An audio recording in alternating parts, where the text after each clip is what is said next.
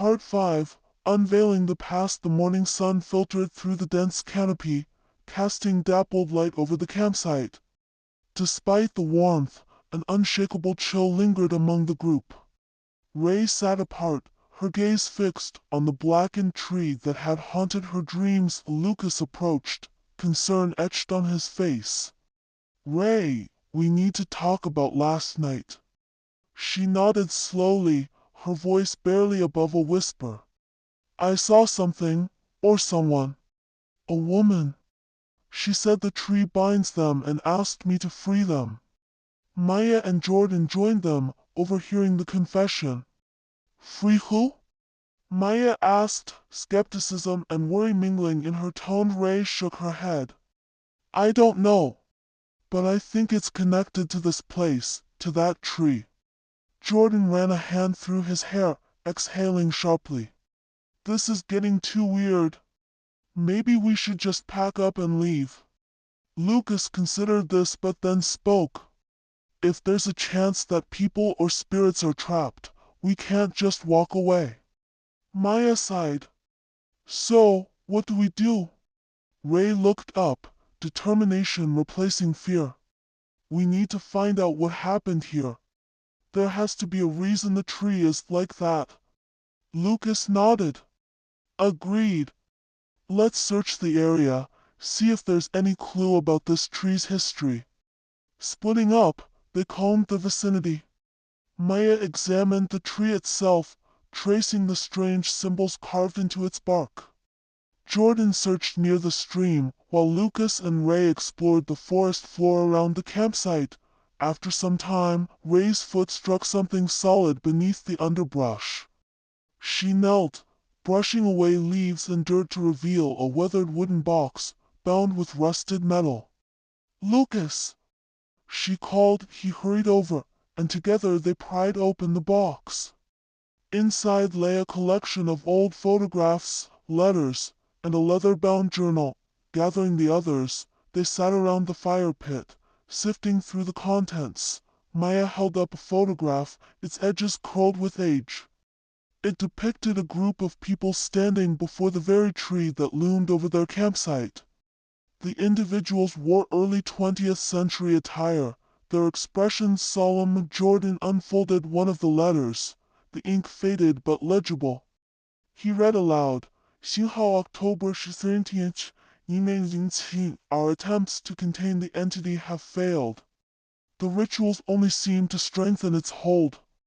We fear for our souls, but we must persist. The whispering tree must not be allowed to claim another." 星号. A heavy silence settled over the group. Ray opened the journal, flipping through pages filled with meticulous notes, sketches of symbols matching those on the tree, and accounts of rituals performed to seal the malevolent force within. "They tried to trap something inside the tree," Ray murmured. Lucas frowned. "And it seems they succeeded, but at a cost." Maya's voice trembled. "If the entity is still there, and it's reaching out to us." Jordan stood abruptly. "We need to leave. Now." Ray closed the journal, her grip firm. "If we go, someone else might stumble upon this place and suffer the same fate. We have to finish what they started."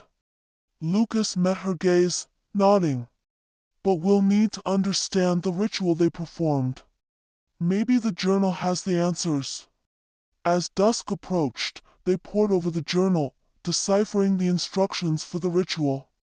It required specific symbols to be drawn around the tree, incantations to be recited, and a personal offering from each participant to bind the entity permanently. Maya hesitated. "Personal offering? What does that mean?" Ray read further. "It says a token of significance, representing a cherished memory or bond. Something deeply personal." Jordan exhaled slowly. "This is insane." Lucas placed a hand on his shoulder. "It's our choice. But if we stay, we do this together." One by one, they nodded, resolve hardening their features. As night enveloped the forest, they prepared to confront the darkness that lurked within the whispering tree. To be continued, ready for part 6. The ritual begins. Here's part 6 of the whispering tree. Part 6. The ritual begins. The night air thickened like smoke as the four friends gathered around the ancient tree. Shadows seemed to pulse around them, drawn in by the dim lanterns they had lit. The bark of the tree almost shimmered, as if reacting to their presence. To the old journal now clutched in Ray's hands, Ray's voice was steady as she read aloud the ritual's first steps. "We must mark the ground with the binding circle," she said, turning the journal to a page inked with symbols that spiraled and curled like serpents. Using ash from their fire and chalk from their supplies, Lucas and Jordan carefully traced the circle around the tree. Each stroke of the chalk felt strangely difficult, as if the ground resisted them. The forest, normally alive with sounds, was deathly silent. No wind, no crickets, not even the rustle of leaves. Maya held the lantern close, her fingers trembling. "It feels like something's watching us." Ray didn't look up. "That's because something is. It's already awake." Once the circle was complete, they stood around it. Each of them held a small object, an offering of personal value. As required by the ritual, Lucas stepped forward first and placed a photograph of his late grandfather into the soil. "He taught me how to camp." This trip was in his memory.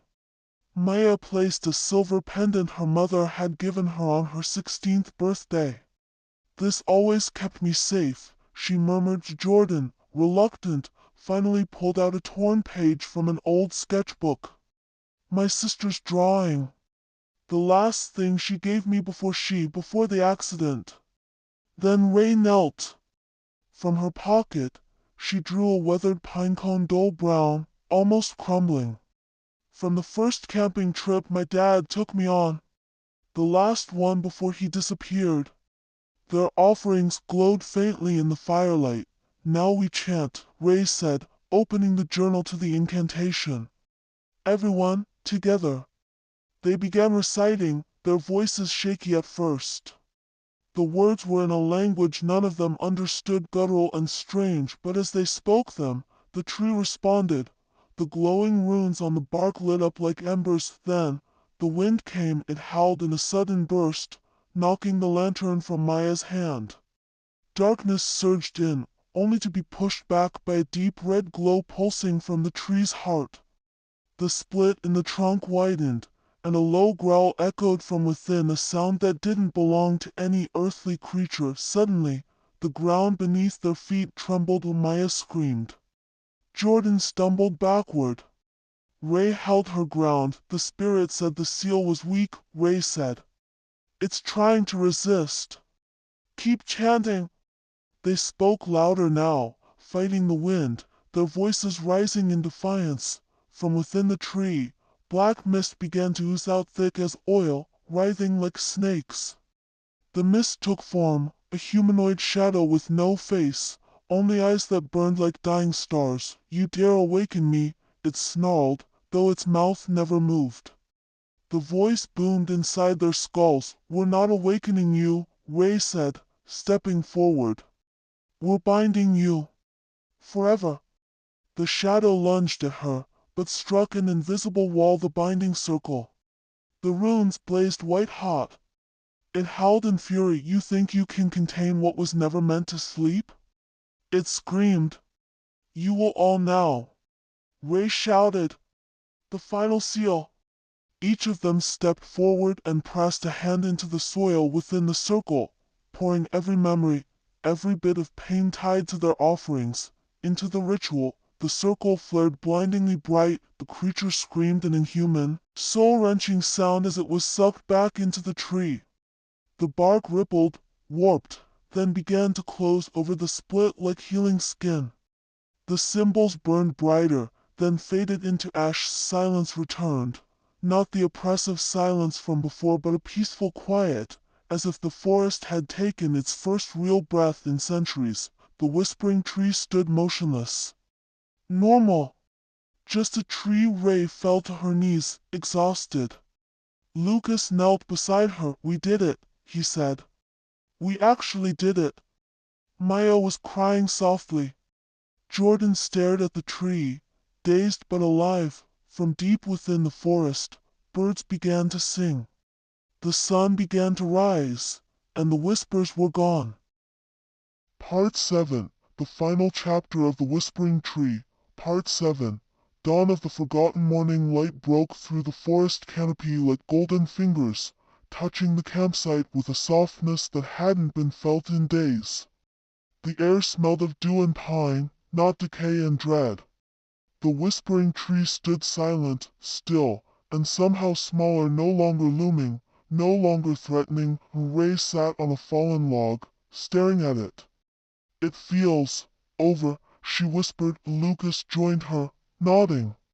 Yeah, like the forest can breathe again. Jordan and Maya emerged from their tents. None of them had really slept, but no one spoke of nightmares or voices. Just a lingering tiredness, and something deeper, something like peace. They gathered around the fire pit, sharing hot tea and quiet thoughts. Jordan broke the silence. Do you think it's really gone? Ray didn't answer immediately. No, I don't think it's gone. I think it's sealed, just like it was before. But this time, it's stronger. And we know the truth. Lucas leaned forward. Do you think the people in those photos, do you think they ever found peace? Maya nodded slowly. Maybe, maybe helping us was what they needed. Their voices were the whispers. I think they were trying to warn us. They all looked toward the tree again. The carvings were now faint, like old scars healing over. I say we bury the journal, Ray said. And the box. Everything we found. This place doesn't need more visitors poking into things they don't understand. No one argued. Together, they dug a deep hole near the roots of the tree, not too close, but close enough. Ray placed the box inside, wrapping it in a canvas cloth. Then, each of them dropped something else in, a matchbook, a torn notebook page, a necklace chain, a feather they'd found on their first day, markers of their time there. Symbols of both fear and survival. Lucas packed down the soil. No one else needs to know what happened here. But we will, Ray said. And we'll carry it. They broke camp quietly. It took only an hour, but the weight of everything they had experienced made it feel much longer. As they hoisted their backpacks, a soft wind rustled the trees, natural, normal, and free of whispers. As they followed the winding trail out of the woods, sunlight danced through the leaves. The further they walked, the lighter their steps became. They laughed, smiled, spoke like old friends again. Something had changed in all of them, not just from fear or the supernatural, but from the bond forged in facing it together. When they finally reached the edge of the forest, they turned back for one last look. The whispering tree was barely visible now, just a distant silhouette among hundreds of others, just a tree, nothing more.